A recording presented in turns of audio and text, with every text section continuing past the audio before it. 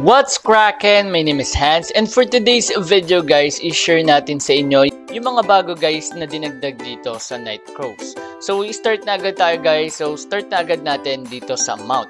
So first one, punta muna kayo sa mount. At meron dito guys mga naidagdag. Sa mga nakakaalam na ito guys, since medyo matagal bago tayo nag-release ng video regarding this one. So sa mga bagay na hindi natin mababanggit, pwede nyo yung ilagay yan sa comment section. So for this one guys, ito may mga bago dito. Nasa rare siya. Okay. So ito guys, kung mapansin nyo, bago to, which is Alfonso, Ibex of Alfonso. At also meron pang isa dito guys. So ito pa yung isang pet, which is Arabian Noble Camel. So makikita nyo rin yan dito guys sa Epic. Ayan. So, epic and legendary nyo lang siya guys makikita. So, napakaganda ng pet na to. May nakita na ako nakaganito. Sobrang astig tingnan. And kung mapansin nyo, ang focus niya is defense. And dito is yung attack speed niya 182. And check natin yung isa, which is ito defense. Mas malaki din yung defense. Pero mas malaki yung attack speed niya to. So, 1% lang naman. And also, ito naman, def 1 naman yung additional. So, ayun guys, yung isa sa mga bago dito sa Nightcrows. And also, meron na rin sila dito guys na boss raids. So, karamihan sa inyo guys, alam na yan. So, sa daily mission, may makukuha kang isa. So, di pala tayo nakapunta ng boss raid. Kakatapos lang. So, ayan, may boss raid kanina. Hindi ko na-click. Nakalimutan ko. So, may daily mission, which is isa lang. So, ito yung mga oras ng pag-spawn niya, which is 9, 12, 16, 20, and 24. Tapos kapag nakalima ka, weekly mission mo naman yan. Makakuha ka ng 5 more yun, 500 na contribution coin, and also stars memory. Ginagamit to guys para magkaroon ka dito ng additional creed, which is stimulant of enlightenment. And kailangan mo lang dyan ng 5 more yun and also 45 na stars memory. So, ang makuha mo dito, use it to obtain 1 Nightcrows creed point. So, additional na creed na yan sa Nightcrows and also additional accuracy pa yan kung tama yung pipiliin mo. So for example, gusto mo madagdagan ng accuracy mo and ako mili ako, magfo-focus pa rin ako sa strength. And ngayon, ang third natin pag-uusapan naman dito guys is yung events sa check-in rewards. So dito guys, meron silang event dito. So dito guys, ito yung box na to. So meron silang mga check-in rewards dito na bago. So ito matagal na to. Pero ayan, meron dito pang day 5 which is 50-day commemoration gift chest. So, check natin yung components na ito guys. Okay. Ayun, nakuha na pala natin siya. So, components niya, pwede kang magkaroon dito ng sunset weapon style, summon, and ayan. So, pwedeng regent, or pwede rin naman guys itong mga time charger na to. And also, contribution coin bundle, Nightcrows feather brooch. So, kakabili ko lang guys ng Nightcrow feather brooch kasi nabasagan ako. And ayan, pag Nightcrow feather brooch yung nakuha natin dito, sobrang malas. Check natin, and ayun, nakuha natin dito is ito, which is Drought of Vigilance. So, ayun yung mga bago, and check pa natin guys, baka meron pa ditong di tayo nababanggit. Kung may mga bago dyan guys na hindi ko na-update or na nabanggit dito sa video, please comment it down below. Ayan, meron din ito guys. So, napakahalaga na ito kasi kailangan nyo ng materials lalo kapag magka-craft kayo ng mga rares. So, ito meron din dito kasi pe-purchase mo lang ito for 100 lang. Sa dulo may papyrus and sa 14th day merong papyrus. So, basic lang naman to, and yung diamonds, basic lang din naman yan. Mag-farm ka lang sa mga collection items katulad ng napulot natin na to. So, ito, check natin kung magkano bentahan yan. So, ganun lang guys. Ito, may nasell na agad tayo. Ito yung alluvial pouch. Dito ko lang din nakuha. So, di pa natin siya makakuha. Under inspection pa siya. Tapos, ito guys, pinaka-lowest niya is 10. So, pwede nyo ibenta yan. Or pwede nyo gamitin sa collection para lumakas yung character nyo. But, as you can see guys, kailangan ko itong ibenta. Kasi kailangan natin dito guys ng diamonds. Okay?